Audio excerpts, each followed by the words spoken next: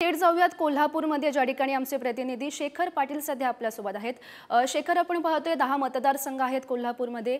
नेमक्या कोणत्या अशा प्रमुख लढती आहेत ज्या लक्षवेधी ठरू शकतील?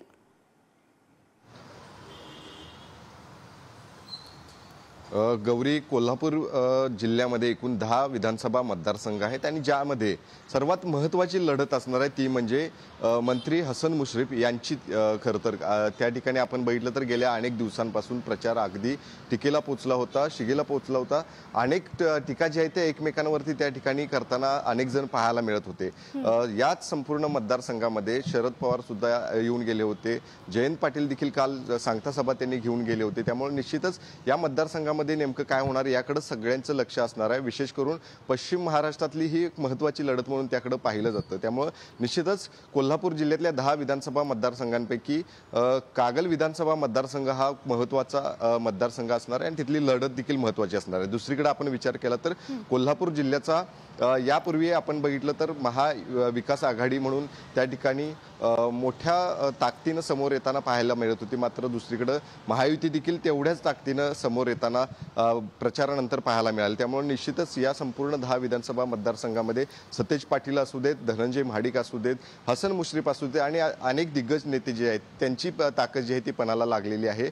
महायुतीचे अनेक उमेदवार जे आहेत ते त्या ठिकाणी आपलीच या ठिकाणी जागा निवडून येईल अशा पद्धतीचा दावा करत असले तरी दुसरीकडे महाविकास आघाडीचे नेते देखील जास्तीत जास्त जागा आमच्याच निवडून येतील असा दावा करताना पाहायला मिळते। त्यामुळे निश्चितच या संपूर्ण 10 विधानसभा मतदारसंघांमध्ये अनेक महत्त्वाच्या लढती आहेत। त्यामध्ये एक दुसरी महत्त्वाची लढत म्हणजे आपल्याला माहीत आहे की कोल्हापूर उत्तर विधानसभा मतदारसंघाची, ज्या उत्तर विधानसभा मतदारसंघामध्ये अनेक राजकीय नाट्य त्या ठिकाणी पाहायला मिळालं होतं। राजकीय नाट्यानंतर या ठिकाणी अपक्ष उमेदवाराला खरं तर महाविकास आघाडीला पाठिंबा देण्याची वेळ जी आहे ती आली होती आणि त्यानंतर त्यांच्या विरोधात राजेश क्षीरसागर हे महायुतीकडून त्या ठिकाणी निवडणूक लढवताना पाहायला मिळतात। त्यामुळे निश्चितच कोल्हापुरातील 2 महत्त्वाच्या लढतींपैकी उत्तर देखील एक महत्त्वाचीच लढत त्या ठिकाणी मांडली जाते। तर तिसरी एक महत्त्वाची लढत जी कोल्हापूर जिल्ह्यातील आहे ती म्हणजे कोल्हापूर दक्षिण विधानसभा मतदारसंघ।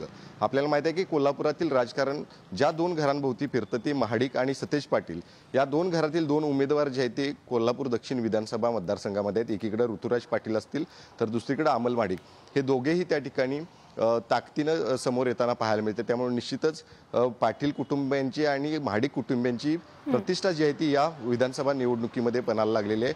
अनेक मुद्दे जे आहेत ते विशेष करून या संपूर्ण मतदारसंघामध्ये पाहायला मिळाले होते। त्यामुळे निश्चितच या 3 लढतींकडे तर जिल्ह्यातील संपूर्ण लक्ष जे आहे ते विशेष करून कोल्हापूरमध्ये असणार। त्यामुळे निश्चितच या संपूर्ण निवडणुकीमध्ये नेमकं कौल जे आहे ती जनता कोणाला देणार हे देखील पाहणं आता गरजेचं असणार आहे। गौरी।